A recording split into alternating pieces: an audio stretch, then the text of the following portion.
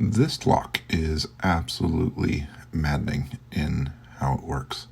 I used to fix locks for a living, so this is nuts. They got this one working right.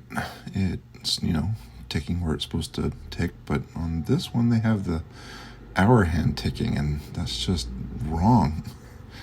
Anyways, I'm going to talk about shop layout a little bit, and I'm hoping to go over with you my endgame shop layout and what I'm doing with it.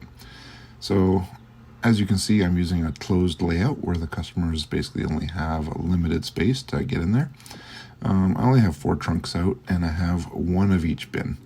And that's all I need to be able to craft the enchantments, which is all I'm really working on right now. As you can see, there's 1 of each bin. They're all pretty high levels, so they work. Especially for just, crafting enchantments. I'm doing enchantments and mastering right now. Mastering a couple of items I haven't mastered yet. All these shelves in the back, customers can't get at them. I just use placeholders in all of them, so this is a lot of gear that I'm actually not selling. I'm just keeping it there.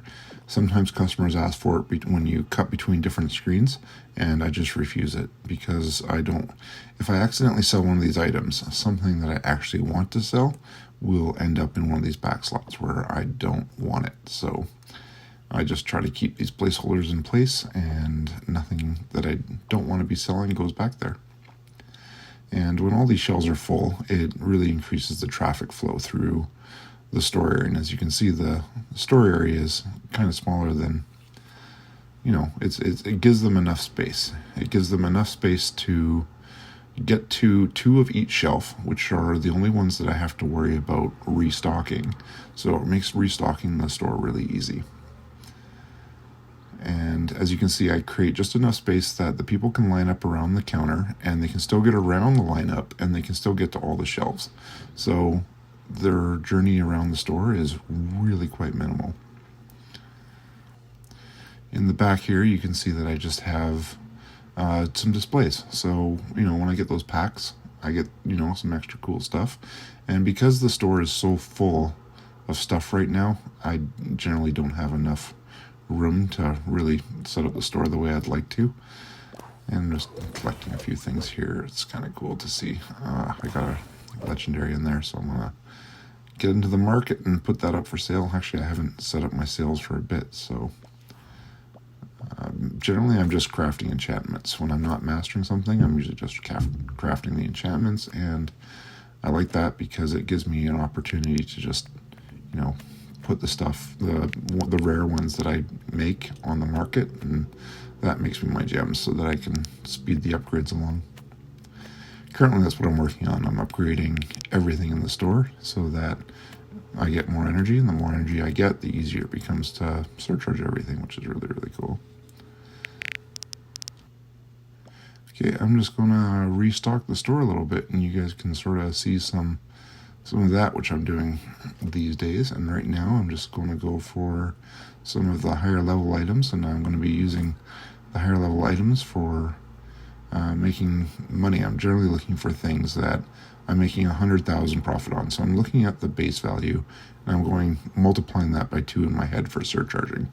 And I'm looking for what are my best deals? What am I going to make the most on each surcharge? Because I plan on surcharging all of them. So, and with the tier 9s, also because I'm making so many enchantments, I'm going to be, just adding enchantments to everything that's in the tier 9. And the enchantments add quite a bit of value to each one, so it's great.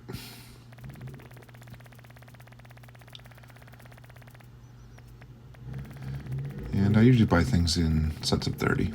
It's easier. Okay, so I got a couple of those, so now I'm going to go down to tier 7, and I'm going to just fill the shelves with a whole bunch of tier 7 stuff so that I can just be able to get energy off each one of them while I'm selling them. If I need to, I will discount the odd one to surcharge the tier 9s, if I need to. Okay, I got just about enough stuff for my shelves here, so I'm going to go back to loading up my shelves. I'm taking a note on how much stuff I have in my inventory up in the top right hand corner there, and I can see that just about full.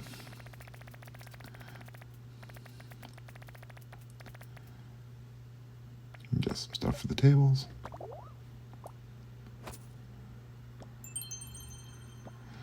Look at that, making some gems already.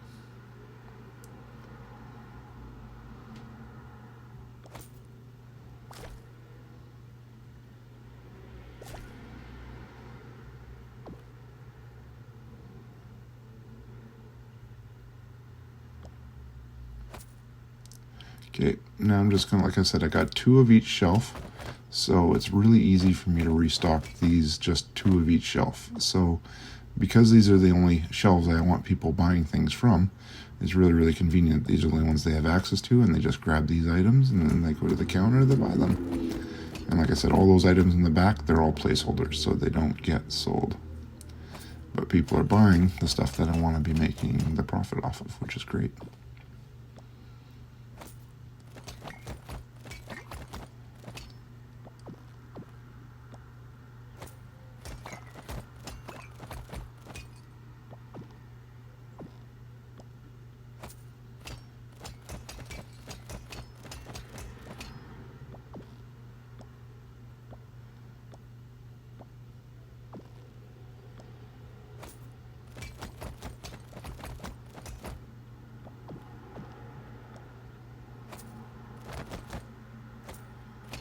And almost all my shelves.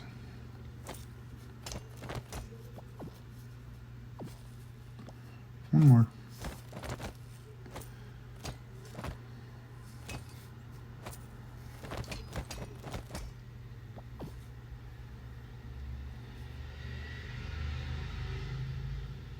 Okay guys, I hope you liked that video. It was just a short one, just to sort of show you what the endgame layout that I'm going with is, and hopefully I will see you next time.